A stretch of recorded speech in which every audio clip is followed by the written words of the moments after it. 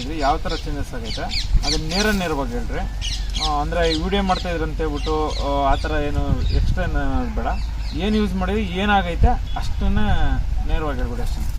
ನಾನು ನಿಮ್ಮ ರೈತ ಜನ ಮನೋರ ತುಂಬಾ ದಿವಸಗಳ ನಂತರ ನಿಮ್ಮ ಜೊತೆ ಒಂದು ಕಾರ್ಯಕ್ರಮ ಹಂಚ್ಕೊಳ್ಳೋಕೆ ಬಂದಿದ್ವಿ. ಯಾಕಂದ್ರೆ ಇವಾಗ ರೈತ ಜನ ಲಿಲೆ ನ್ಯಾಚುರಲ್ ಆಗ್ರೋ ಒಂದು ಹೊಸ ಕೃಷಿ ಉತ್ಪನ್ನಗಳನ್ನ ರೈತರಿಗೆ ಆಲ್ರೆಡಿ ನೀಡ್ತಾ ಇದ್ದೀವಿ.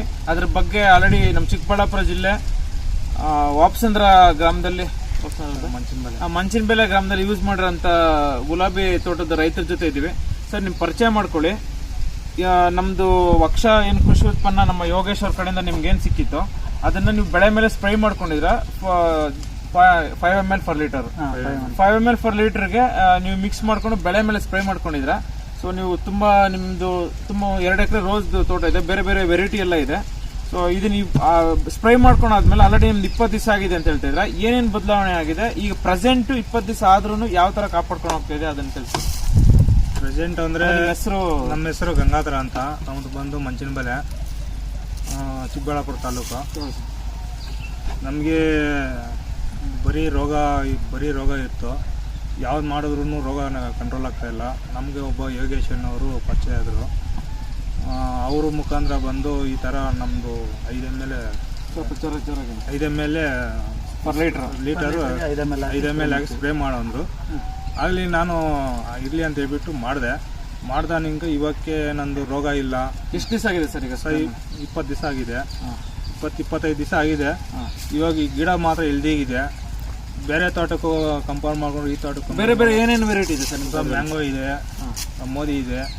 ಈ 2 ಇದರಲ್ಲಿ ನೋಡ್ಕೊಂಡ್ರು ಇದು ಫುಲ್ ಹೆಲ್ದಿಗಿದೆ. ನೀವು ಗಿಡದಲ್ಲಿ ಇದನ್ನ ನೋಡೋದಾದ್ರೆ ಏನೇನು ಚೇಂಜಸ್ ಆಗಿದೆ ಅಂತ ತೋರಿಸ್ಬೋದು ಸರ್ ನೀವು? ಈ ಗಿಡದಲ್ಲಿ ಅಂದ್ರೆ ನಮ್ಮ ಮೈನು ಈ ಎಲೆ ಫುಲ್ ತೆಳು ಬರೋದು, ಈಗ ತಿಕ್ಕಿದೆ.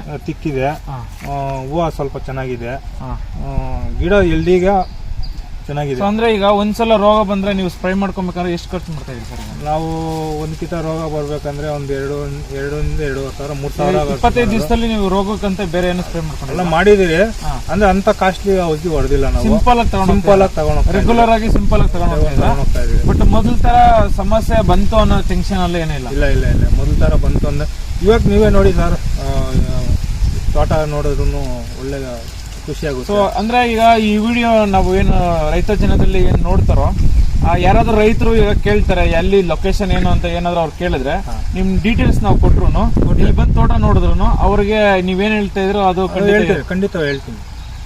ಮತ್ತೆ ಗೊಬ್ಬರ ಯೂಸ್ ಮಾಡಿದ್ರಾ? ನಮ್ದು ಶಿವಾನಂದಿ ಅಂತ ಹೇಳ್ಬಿಟ್ಟು ಅದು ಗೊಬ್ಬರ ಹೆಂಗಿದೆ ಸರ್? ಗೊಬ್ಬರ ನಂಬರ್ 1. ಅದೆಷ್ಟು ದಿವಸ ಆಗಿದೆ ಸರ್? ಅದು ಹಾಕಿ 1 ತಿಂಗಳಾಗುತ್ತೆ. ಅದು ಎಲ್ಲೋ ಯೂಸ್ ಮಾಡಿರೋದು? ಎಲ್ಲ ಯೂಸ್ ಮಾಡಿದ್ದೀನಿ. ಮೊದಲು ನಂದು ಹೂವನೇ ಸರಿಗೆ ಬರ್ತಾ ಇಲ್ಲ, ಚಿಗುರು ಎಲ್ಲ ಸ್ಕೇಲ್ ಬಿದ್ದು ಎಲ್ಲ ಹಾಳಾಗೋಗಿತ್ತು. ಗೊಬ್ಬರ ಹಾಕಿ ಬೇಸಾಯ ಹಾಕಿ ಇದು ಮಾಡ್ದ ನನಗೆ ಈಲ್ಡು ಬರ್ತಾ ಇದೆ, ಹೂವು ಕ್ವಾಲಿಟಿ ಇದೆ, ದಪ್ಪ ಸೈಜ್ ಇದೆ ನಮಗೆ.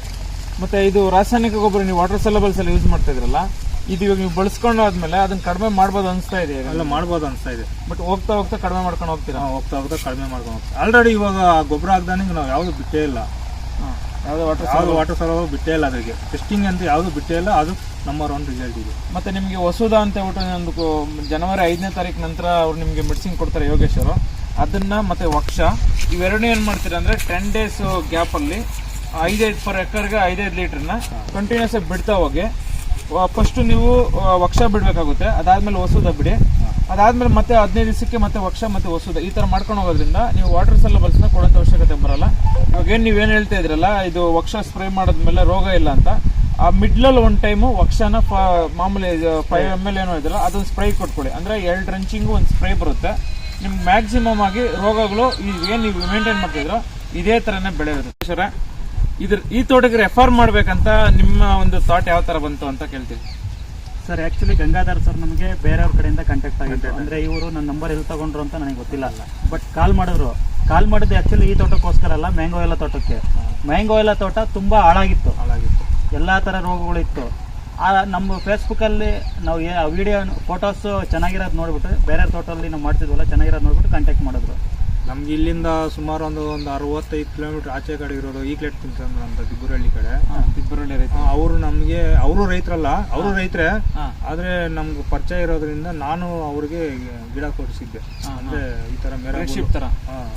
ಮೇರಾ ಬೋಲೋಣ್ರಿ, ಏನು ಸುಮ್ಮನೆ ನೀವು ಅಂತೇಳಿ ಮೇರಾ ಬೋಲೋಣ್ರಿ, ಅದು ನಮ್ಮ ಸ್ಟೇಜೇ ಇದೂನು. ಅವರು ಇದು ಮಾಡಿ ಇವ್ರು ಕಾಲ್ ಮಾಡಿ ವಿತಿನ್ ಒಂದು ಹಾಫ್ ಆನ್ ಅವರ್ ಅಲ್ಲಿ ಬಂದು ಎಲ್ಲ ಸಾಲ್ವ್ ಮಾಡಿದ್ರು. ಇರೋದ್ರಲ್ಲಿ 60% ರಿಸಲ್ಟ್ ಇದೆ ನನಗೆ. ಅದೇ ಈಗ ಹೆಂಗಾಗ್ತದೆ ಅಂದ್ರೆ ಇನ್ನೂ ಈ ನೆಕ್ಸ್ಟ್ ಏನ್ ಸ್ಟೆಪ್ಸ್ ಇದೆಯಲ್ಲ ಆ ಸ್ಟೆಪ್ಸ್ ಎಲ್ಲ ನೀವು ಕಂಪ್ಲೀಟ್ ಮಾಡ್ಕೊಂಡ್ರೆ ನೀವು 100% ಅಂತ ಹೇಳ್ತೀರಾ. ನೆಕ್ಸ್ಟ್ ಕಾರ್ಯಕ್ರಮ ಮಾಡೋಸಕ್ಕೆ ನೀವು 100% ಅಂತ ಹೇಳ್ತೀರಾ. ಯಾಕಂದ್ರೆ ಇನ್ನೂ ಕೆಲವೊಂದು ಸ್ಟೆಪ್ಸ್ ಇಡ್ತಾ ಇದ್ದೀರಾ. ಸರ್ ಹೇಳಿ ಸರ್, ನಿಮ್ಮ ಅಭಿಪ್ರಾಯ ಹೇಳಿ ಸರ್. ಸರ್ ನಮ್ದು ಅಂತಂದ್ರೆ ಪ್ರಾಡಕ್ಟ್ ತುಂಬಾ ಚೆನ್ನಾಗಿದೆ. ಯಾಕಂದ್ರೆ ತುಂಬಾ ಓಡಾಡ್ತಾ ಇದ್ದೀರಾ, ತುಂಬಾ ಕಡೆ ಯಾಕಂದ್ರೆ ಹೊಸ ಪ್ರಾಡಕ್ಟ್ ನಾವು ಫೀಲ್ಡ್ ಅಲ್ಲಿ ಲಾಂಚ್ ಮಾಡಿದಾಗ ಲಾಂಚ್ ಮಾಡಬೇಕು ಅಂತ ಅಂದಾಗ ಕಸ್ಟಮರ್ ಒಪಿನಿಯನ್ ಇಂಪಾರ್ಟೆಂಟ್. ಹೌದು, ಅದಕ್ಕೋಸ್ಕರ ಇವ್ರಿಗೆ ನಾವು ಡೆಮೋ ಮಾಡಿದ್ದು. ಮತ್ತೆ ಯಾವ್ಯಾವ ಬೆಳೆಗಳಲ್ಲಿ ಮಾಡಿಸಿದ್ರೆ ನಮ್ಮ ಚಿಕ್ಕಬಳ್ಳಾಪುರ ಸುತ್ತಮುತ್ತ, ಮತ್ತೆ ಆ ರೈತರದ್ದು ರಿಸಲ್ಟ್ ಯಾವ ತರ ಇದೆ ಸರ್? ನಾವು ಬಂದ್ಬಿಟ್ಟು ಮ್ಯಾಂಗೋ ಎಲ್ಲ ಮಾಡಿಸಿದ್ದೀನಿ, ಮಿರಾಬಲ್ ಮಾಡಿಸಿದ್ದೀನಿ, ಮತ್ತೆ ಸೆಕೆಂಡ್ ಕ್ರಾಪು ಸೆಂಟೆಲ್ಲ ಕ್ರಾಪ್ ಮಾಡಿಸಿದ್ದೀನಿ. ಎಲ್ಲ ಥರ ಕ್ರಾಪ್ಗಳು ಗುಡ್ ಇದೆ, ರಿಸಲ್ಟ್ ತುಂಬ ಚೆನ್ನಾಗಿದೆ ಸರ್. ಕೊನೆಯದಾಗಿ ನಿಮ್ದೇನಾದ್ರು ಹೇಳಿ ಸರ್, ಅಂದ್ರೆ ಯಾವತ್ತು ನಿಮ್ಮ ಅಭಿಪ್ರಾಯ ಕೊನೆಯದಾಗಿ ಏನು ಹೇಳ್ಬೋದು ಅಂತ ಈ ಪ್ರಾಡಕ್ಟ್ ಬಗ್ಗೆ? ಮಾಡ್ಕೊಬೋದು ರೈತರು ನಮ್ಮ ರನ್ ರಿಸಲ್ಟ್ ಇದೆ, ಮಾಡ್ಕೊಬೋದು ಸರ್. ಇವಾಗ ನಮ್ಮನ್ನ ಫೋನಲ್ಲಿ ಕಾಂಟ್ಯಾಕ್ಟ್ ಮಾಡಿದ್ರೆ ಬಂದು ನೋಡಿದ್ವಿ. ಇವಾಗ ಮ್ಯಾಂಗೋ ಎಲ್ಲ ತುಂಬ ಹಾಳಾಗಿರೋ ತೋಟ 60% ರೆಡಿ ಆಗಿದೆ ಅಂತ. ರೆಡಿ ಆಗಿದೆ, ಅದನ್ನ 100% ಹೋಗುತ್ತೆ, ನೆಕ್ಸ್ಟ್ ಕಂಟಿನ್ಯೂ ಆಗುತ್ತೆ. ಇವಾಗಿನ ಸ್ಟಾರ್ಟಿಂಗಲ್ಲಿ ಇದ್ದೀರಾ. ಹಾಂ, ಇದೇ ರೀತಿ ಈ ಪ್ರಾಡಕ್ಟ್ ಎಲ್ಲ ಮುಂದೆ ಕಂಟಿನ್ಯೂ ಮಾಡಬಹುದಲ್ಲ? ಬೇರೆ ರೈತರುಗಳು ಎಲ್ಲ ಉಪಯೋಗ ಮಾಡಬಹುದು, ಅಕ್ಕಪಕ್ಕ ರೈತರುಗಳೆಲ್ಲ ರಿಸಲ್ಟ್ ಇದೆ, ಕಂಟಿನ್ಯೂ ಮಾಡ್ಬೋದು. ರಿಸಲ್ಟ್